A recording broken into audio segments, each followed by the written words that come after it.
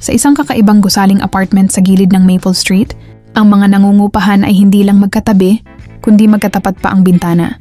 Tuwing umaga, eksaktong 9:02, isusuksok ni Barley, ang puting aso, ang kanyang ulo sa bintana sa ikalawang palapag, hawak-hawak sa kanyang mga paa ang isang porselanang pitsel ng mainit na gatas. Direktang nasa ibaba, naghihintay si Marmalade, ang tabby cat, na nakalahad ang mga paa na mahigpit na nakahawak sa isang tasa ng tsaa.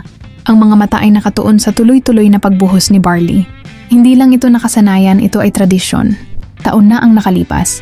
Aksidenteng natapon ni Barley ang gatas sa bintana ni Marmalade habang naguunat siya ng padabog.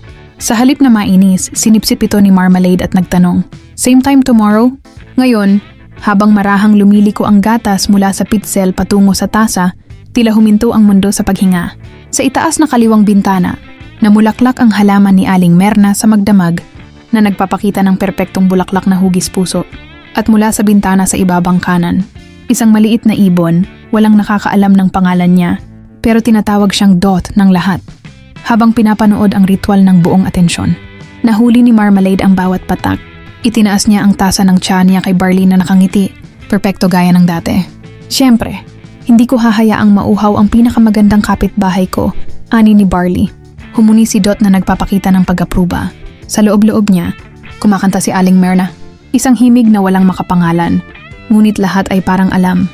At sa isang kapritsyo na sandali, ang maliit na gusali sa Maple Street ay nagtataglay ng isang uri ng tahimik na mahika na posible lamang sa pagitan ng mabubuting kapitbahay at malumanay na umaga.